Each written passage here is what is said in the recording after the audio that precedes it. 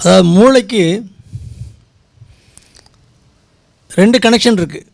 ஒன்று இரத்த குழாய் மூலமாக கனெக்ஷன் இருக்குது, இன்னொன்று நரம்பு மண்டலத்தினுடைய நரம்புகள், நர்வ்ஸ் இங்கேருந்து சப்ளை ஆகுது, இங்கேருந்து கண்டக்ஷன் போகுது இல்லையா, வயர் கனெக்ஷன்ஸ் இருக்குல்ல, இந்த 2 இதனால் கனெக்ஷன்ஸ் இருக்குது.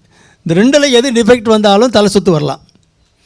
சப்ளை குறையுதுன்னு வைங்க, சில சமயங்களில் சப்ளை குறையுதுன்னா,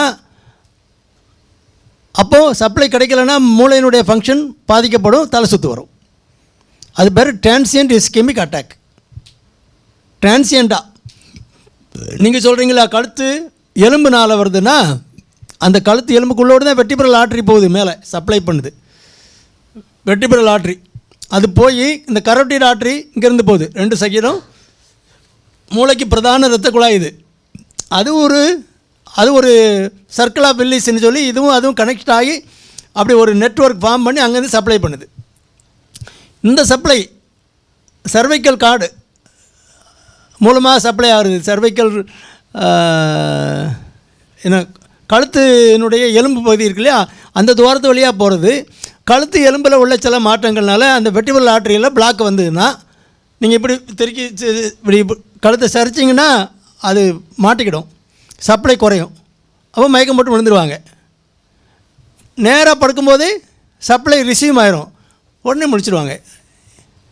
என்ன நடந்தது அவங்களுக்கு தெரியாது. டிரான்சியன்ட்னா டிரான்சியன்ட் உடனே திரும்ப மாறக்கூடியது. Transient ischaemic attack. இஸ்கெமிக்னா ரத்த ஓட்டம் தடைப்படுறதுனால வர்றது டிரான்சியன்ட் இஸ்கெமிக் அட்டாக். இது ஒரு வகையான இரத்த குழாய் பாதிப்புனால் வர்றது. 2வது,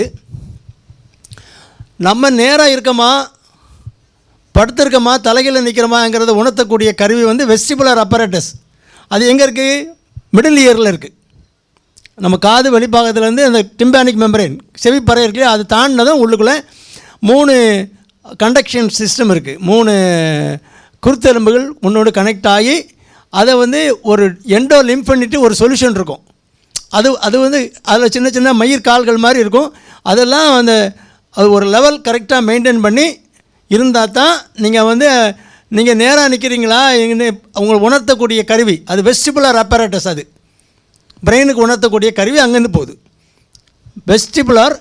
அடுத்தது காக்லியாங்கிறது அந்த நான் சொன்னேன்ல, அந்த கண்டக்ஷன் சிஸ்டம்னு சொன்னேன்ல, அந்த காக்லியாங்கிறது என்னது?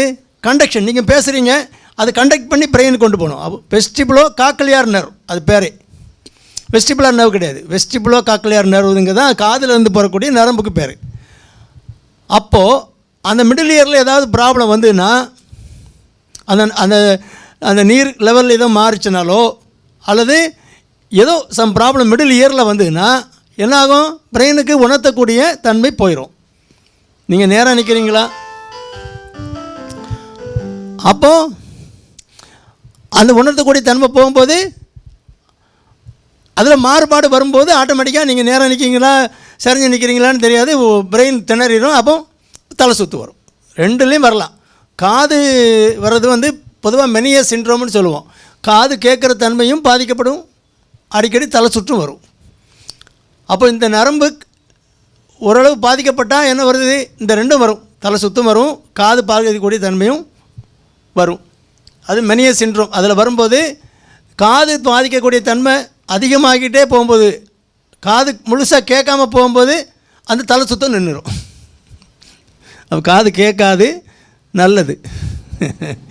இந்த கண்டிஷனில் நல்லது. சிலருக்கு இர்ரெசிஸ்டபிள், ரொம்ப தலை சுத்தம் அவங்களால தாங்கவே முடியாது, சுருண்டு வாமிட் பண்ணி உருண்டு என்னதுன்னு தெரியாமல் அப்படியே கிறங்கி கிடப்பாங்க. அவங்கள தூக்கி கொண்டு தான் போடணும் ஆஸ்பத்திரியில். அந்த மாதிரி திரும்ப ரிப்பீட்டடாக வரும்போது அவங்க காது கேட்குற தன்மை குறையும் போது இந்த தலை சுத்தம் குறையும். அப்படிலாம் வேதியை வச்சுருக்கான் ஆண்டவன், என்ன பண்ணுறது?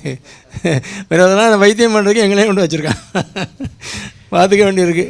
ஆனால் நீங்கள் கேட்ட கேள்வி, அந்த சப்ளை பண்ண இரத்த குழாயில் பாதிப்பு வந்தாலும் வரும், நான் சொல்கிற மாதிரி நரம்பில் பாதிப்பு வந்தாலும் தலை சுற்று வரும்.